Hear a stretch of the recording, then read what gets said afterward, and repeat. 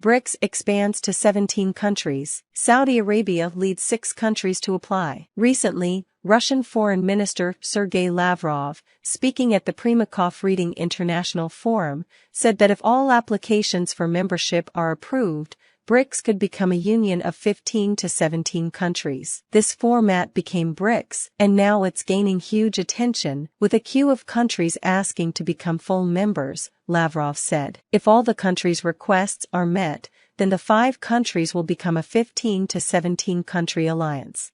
The current membership of BRICS includes Brazil, Russia, India, China, and South Africa, and is the basic structure of the BRICS countries. With the globalization of the world economy, and the economic rise of 2 BRICS countries, China and India, have also made the world's medium-sized countries see the prospect of win-win cooperation with China and India. In response, a number of countries wish to join this economic union, including Argentina, Algeria, Iran, and, according to the Chinese Foreign Ministry, Indonesia, Turkey, Saudi Arabia, and Egypt.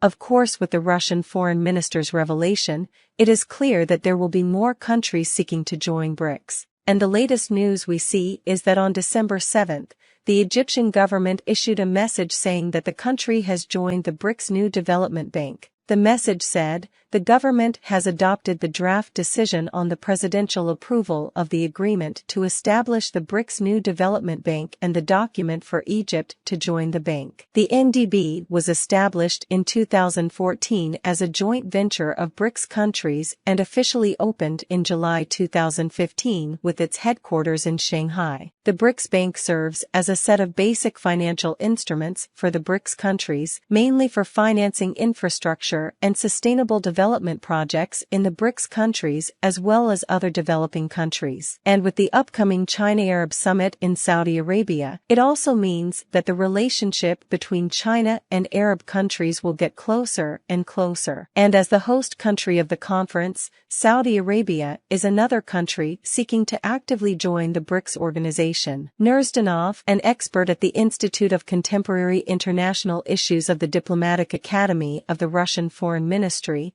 said on December 17 that Saudi Arabia is interested in selling some of its oil in yuan and that the country is interested in increased Chinese investment and consolidation of its position. In this regard, it is quite possible to conclude an agreement on trading oil in yuan. Considering the volume of oil transactions, it is still possible for Saudi Arabia to trade oil in a certain percentage of the yuan denomination, as both sides are willing. Since 2015, Chinese investments in the Saudi energy sector have reached about $130 billion, which has also attracted interest from Moscow. After all, energy cooperation between China and Saudi Arabia is also something Russia wants to work with China, especially since Russia is more concerned about whether Saudi Arabia will use the yuan to settle its oil. It is important to know that the U.S. financial sanctions against Russia and kicked Russia out of the SWIFT system of dollar settlement, which also led to Russia's losses in the financial sector. In particular,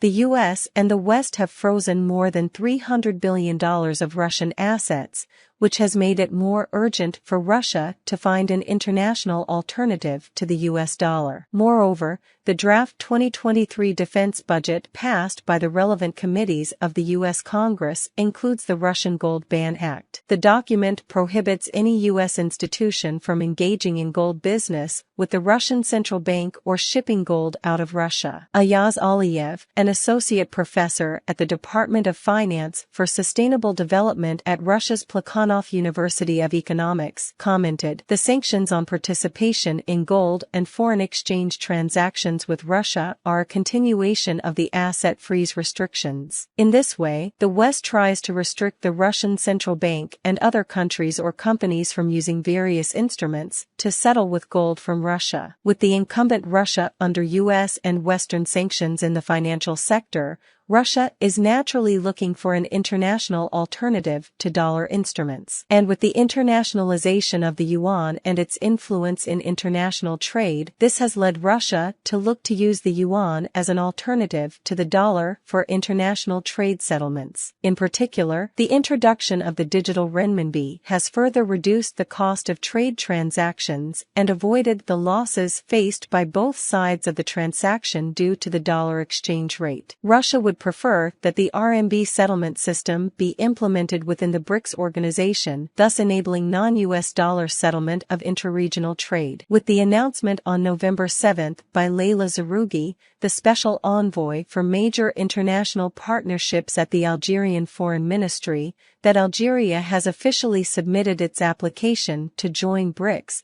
BRICS has become the international organization that some Asian, African, and Latin American countries are most eager to join. I believe that the West continues to view the Middle East as its own backyard, even though it is barely affected by the rise of China amid tensions with Russia. According to the Lebanese media, the inclusion of Saudi Arabia, Egypt and Turkey in the BRICS would be a nightmare for the US and the West. The reason for this view is that it clearly sees the hope that the BRICS organization brings to the world. In the current context of the unipolar hegemonic world promoted by the United States, the people of the world simply do not have the opportunity to seek justice. The US-led Western hegemonic system does not give any justice to the peoples of Asia, Africa, and Latin America. Only the BRICS organization is fighting for justice and fairness for the countries of the world on the road against Western hegemony. According to the Lebanese media, the West is unhappy with Saudi Arabia's desire to join BRICS because it would lead to drawing a new map of the balance of major economies, thus establishing a balance of power in the modern world. In my opinion,